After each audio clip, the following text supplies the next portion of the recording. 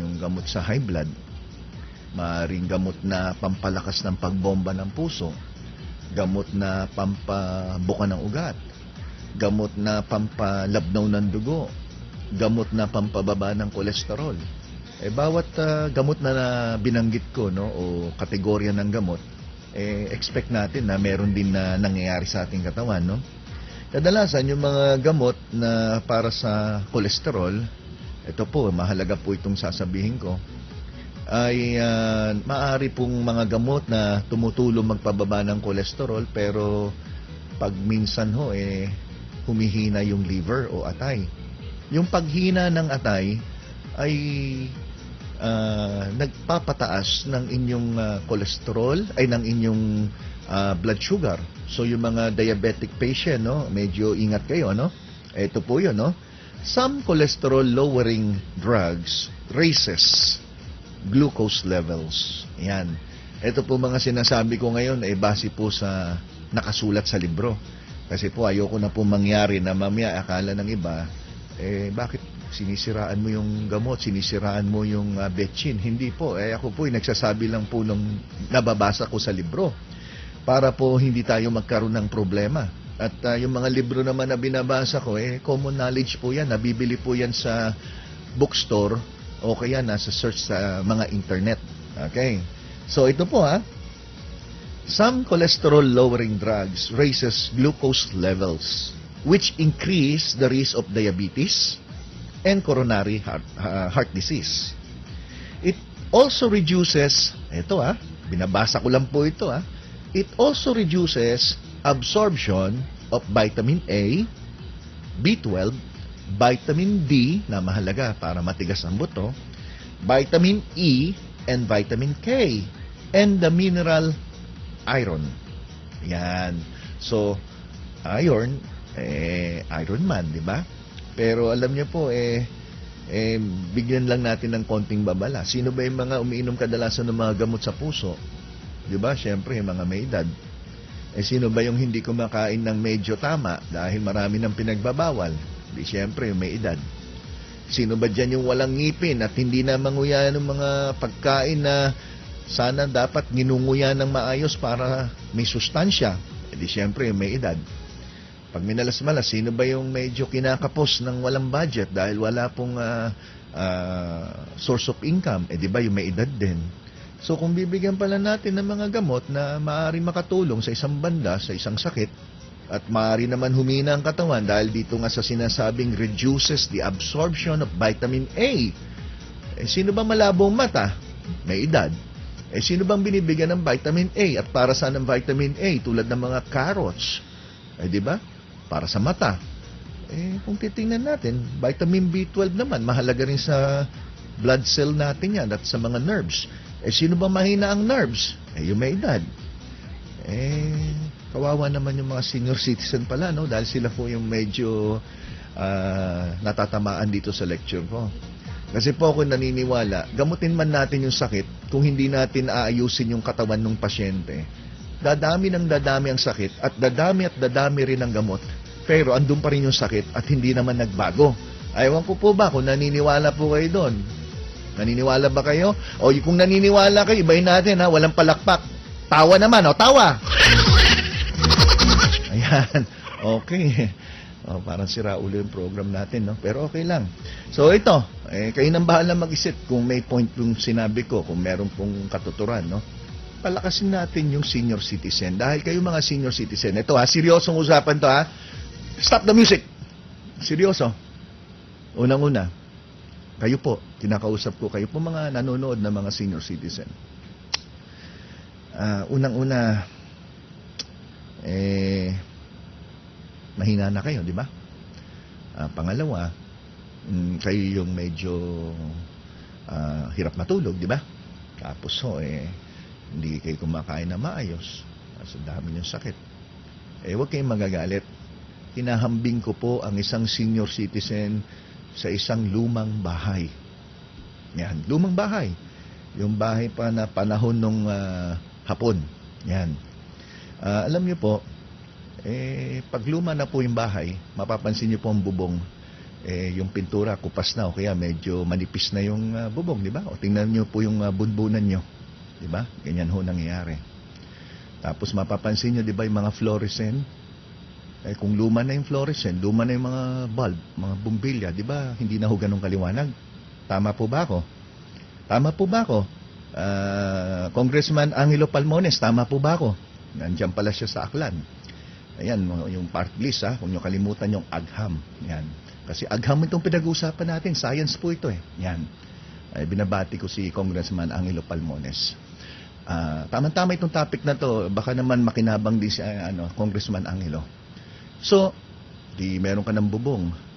Yan yung bunbunan mo. Meron kang bumbilya o kaya ilaw. Yan yung liwanag ng mata mo. Okay. Tapos, subukan nyo pong puntahan yung CR. Mapapansin nyo po yung CR tiles. Di ba? Basag-basag. Yan po yung ngipin nyo.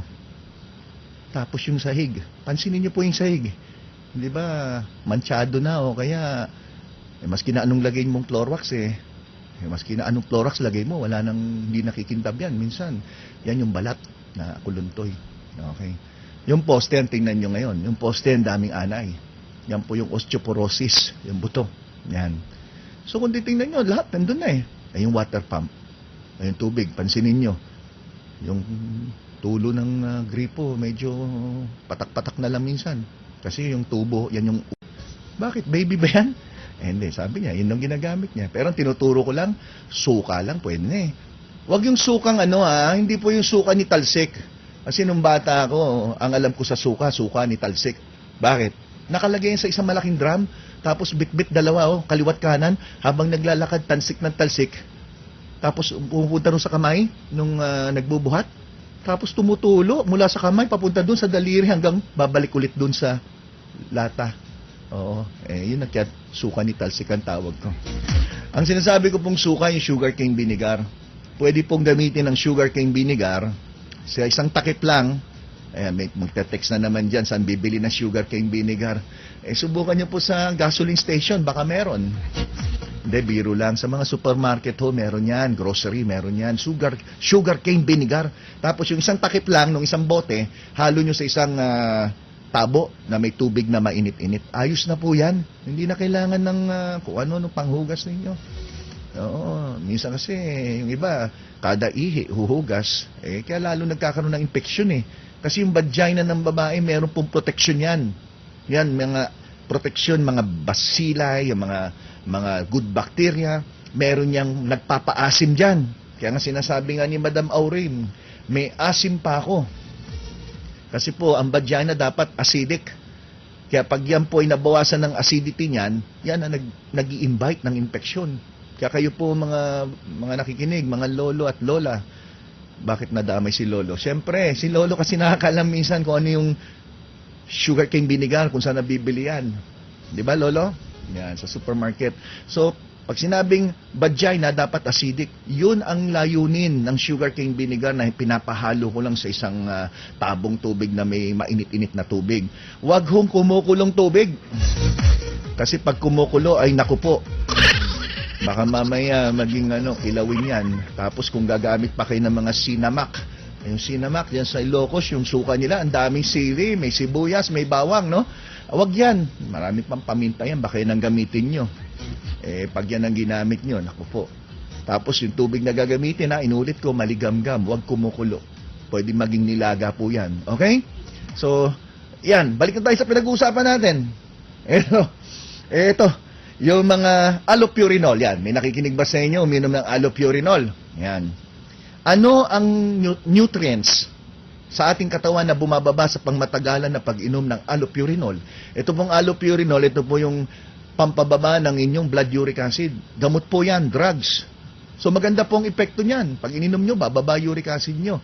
Ngunit, pag ito'y ininom na medyo matagal-tagal, baka po bumaba po yung tinatawag na iron sa inyong katawan. So magkakaroon ka ng pamumutla na tinatawag na iron deficiency anemia. Yan po ay kadalasan binibigyan ka lang ng mga ferrous sulfate, iinumin nyo. Ngunit ang problema naman sa ferrous sulfate, nangangasiman sikmura. Tumitigas ang pagdumi. At pag dumumi ka, kulay itim. Pansinin nyo po. Pag uminom kayo ng mga ferrous sulfate preparation, yan po ang kadalasan na epekto. Humihilab ang tiyan. Antihistamine, anti-allergy. Ano naman ang epekto ng anti-allergy? Ang anti-allergy, binibigay sa mga may allergic reaction. Kaya sinabing antihistamine, dahil pag tayo po may nakain, o kaya may nasinghot tayo na hindi natin kakampi, medyo galit ang katawan natin sa nasinghot natin, tumataas po yung histamine sa ating katawan. Yan ay isang chemical na tumataas sa ating katawan. Kaya nga, umiinom ka ng antihistamine, pangkontra sa histamine. Yan yung tinatawag na anti-allergy. Pero nalaman na kung ikaw naman pala, uminom na ito matagal. Halimbawa, meron kang allergic rhinitis, allergic bronchitis, meron kang asthma, halimbawa, at uminom ka ng anti-allergy, pwede pong bumagsak ang inyong immune system sa pangmatagalan na pag-inom ng anti-allergy, antihistamine. Bakit? Nalaman na kumukontra pala ito sa vitamin C sa inyong katawan. So kung uminom ka ng vitamin C at uminom ka ng antihistamine at matagal mo nang iniinom, parang kinokontra lang niya yung absorption ng vitamin C. So ano mangyayari? Di wala mangyayari. So sayang yung ininom yung mga vitamin C. At the same time, maaring ito po'y magbigay pa ng problema na bumagsak ang inyong immune system o yung tinatawag na naturalesa. Tama ba yun? Naturalesa ba tawag doon? Beta blocker. Ayan, beta blocker. Yung mga beta blocker, ito po yung mga gamot na pangkaraniwan naman na iniinom para po sa mga may alta presyon o kaya mabilis ang tibok ng puso. Ito po yung mga may ulol sa generic. For example, metoprolol, atenolol, marami pa. Marami. Basta may ulol sa dulo. Atenolol, metoprolol, propanolol. Basta may ulol sa dulo. Okay. Ano naman ang problema rito? Bumababa yung choline. Choline na isang sustansya na mahalaga sa ating memory. Parang dun sa salitang acetylcholine na nagbibigay po sa atin ng dagdag na kakayahan pagdating sa memorya. Tumutulong din yan na ang isang tao ay mas conscious, mas alerto. Yan, ganyan. Ang beta blocker ay nagpapababa din ng chromium at ng vitamin B5. B5, ito po yung pantothenic acid. Kaya karamihan, pag mababa po ang B5, ito po yung mga tao na stressful. Yung palaging hindi ka mapakali. Kasi po ang vitamin B5 ay tinatawag na anti-stress vitamins. Yan. So, sana ho, may napupulot po kayo, ha? At, ito, may suggestion si Congressman Angelo Palmones, no? Nag-agham, party list. Pwede daw ba yung sukang tuba? Ay, pwede yun. Pwede rin yung sukang tuba. Pwede rin. Pero kadalasan, mas masarap yung sukang tuba. Intay na lang natin maging alak o alak muna na nagiging tuba, no? Naging suka. Pwede rin yan. Subukan mo yan, Sir Angelo, ha? Sa mga girlfriend mo, pwede yan. Okay. Then ano pa?